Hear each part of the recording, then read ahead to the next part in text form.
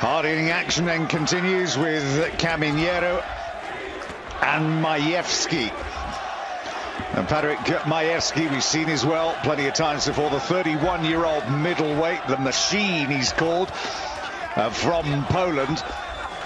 17-1-0, and that one has only just recently arrived on his record. At the end of 2011, he lost to a guy called Jose Miguel Torres. He was actually knocked out in the 6th round, but when he went in here against Kamieniero, he was unbeaten, and he would stay unbeaten because he would win this by stopping his opponent here in the 8th round. Done well to survive up to this point. It was a fight that we saw earlier on this year on an Adamek undercard.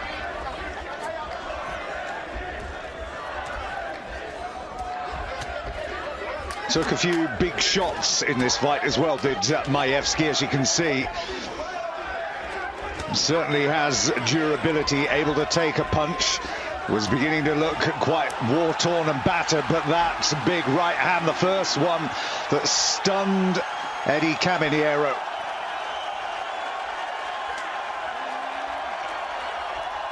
And again, as you can see, the pole with huge fan base inside this arena. There it was, not the second one, the first one that actually pinned him just there.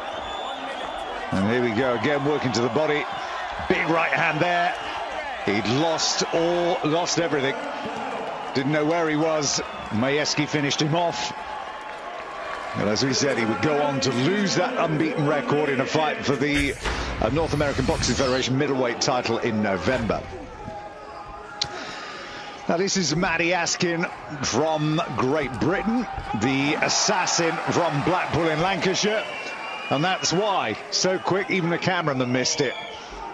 He's up against Juan Manuel Garay, who we've already seen being stopped in this program.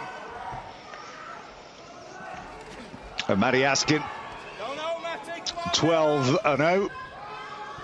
This fight from August of this year, the Tower Circus Blackpool in the UK, stops his man here inside the 4th round.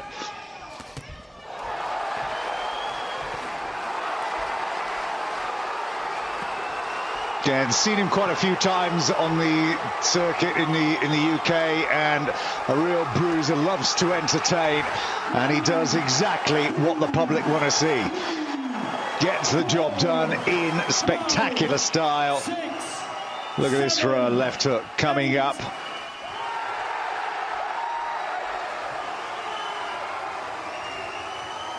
There he goes.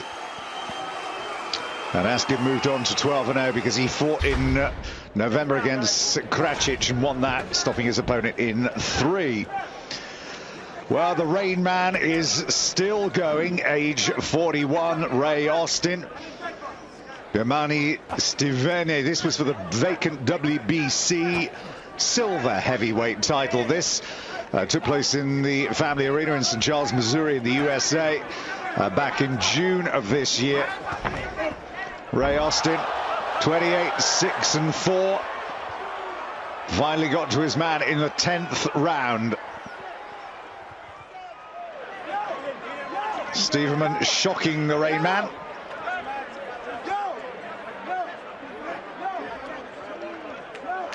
And that was it. We'd seen him lose in the 10th round previously, this time last year in December against Atlanta.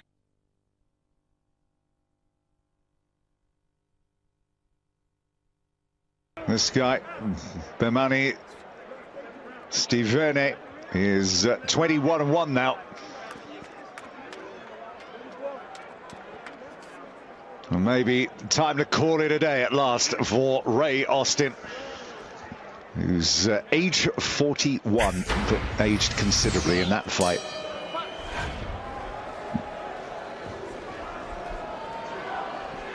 Zsolt Erdei, the light heavyweights from Hungary, 33-0.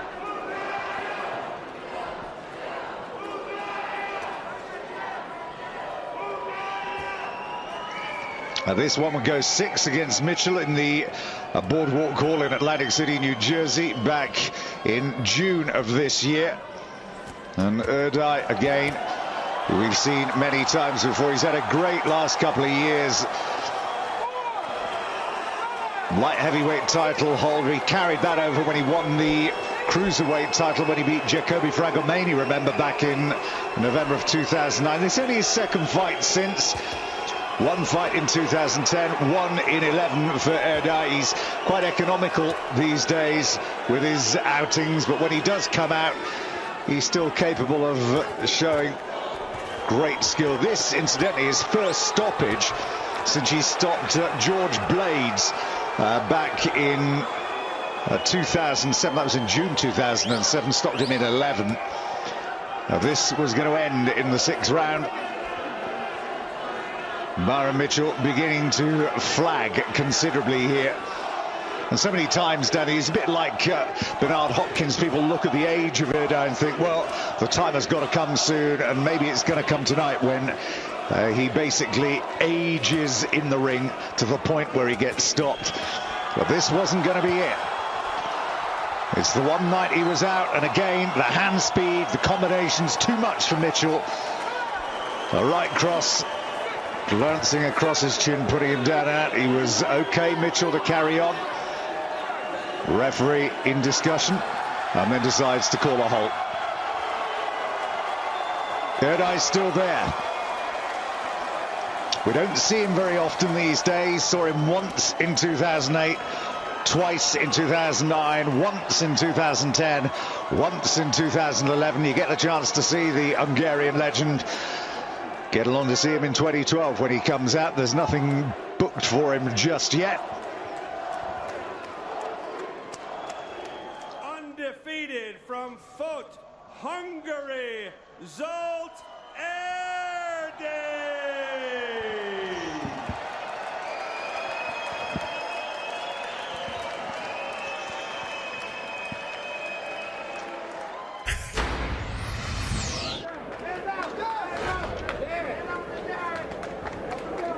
This is Tavoris Clab, then, the 29-year-old light heavyweight from Tallahassee in Florida.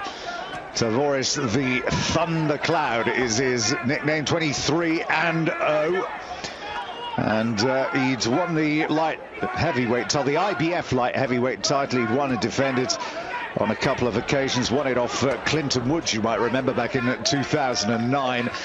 He's well known as the Thunder Cloud. Here against Youssef Mack, 29-3-2. Wasn't going to be a good night for him. He'd be down once in the 8th round, and that would be enough. But the fight was pretty close up until the point where he does get put down here and out. Matt was right in it, but he just took his eye off the game. A left hook caught him. Again, working to the body, hooks to the body and the head. And Matt was on the roll and finally down and out.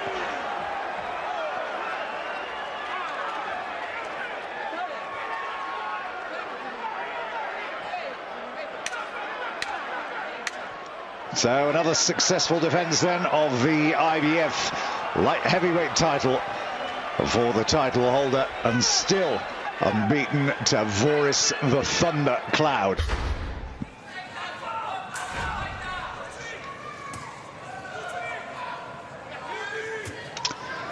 Well, this was Arthur Hein of Germany, 26-year-old light heavyweight. And this was a fight for the vacant EBU, EU European Union light heavyweights title against Tony Avalant of France. Took place back in August of 2011. And 14-2-1 Arthur Hein against Avalant, 15-2-2. Lost against Demetrius Davis, and he was stopped in the 4th round back in 2010. That was something that brought something of a halt to his career, but he's back on track, as you can see here. Was Hein unbeaten since. This was the 2nd fight of a series, by the way, because they fought for this title a couple of months earlier, and it had ended in a draw. This time, it was a bit more conclusive. Hind throwing in the towel, Avalanche winning.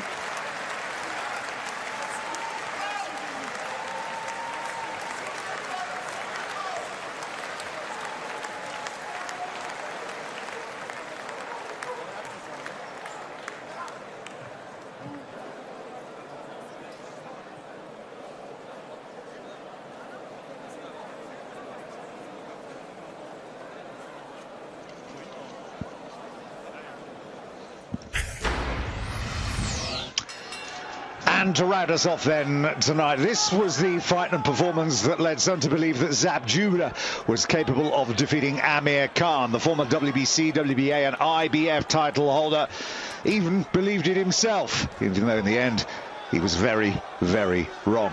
Been there, seen it, done it all though, Judah. Still a draw. Plenty turned up to see him. He'd been on a winning streak since losing to Josh Cloddy back in 2008 for the IBF welterweight title. Finally took it back here off of Kaiser Mabuza. It was vacant, this title, at the time. It was a TKO here in 7. Mabuza 23-6-3. And the man that he'd been defeated by Corey Spinks, he'd lost to Baldemir, he'd lost to Mayweather, he'd lost to Miguel Angel Cotto. That was a great fight. But Judah on his day is still a great watch, as he was here. Well, this would be as good as it got in 2011, because when he took to the ring in the Mandalay Bay back in July of this year, he'd be out of it again inside 5 rounds, defeated and humiliated by Amir Khan.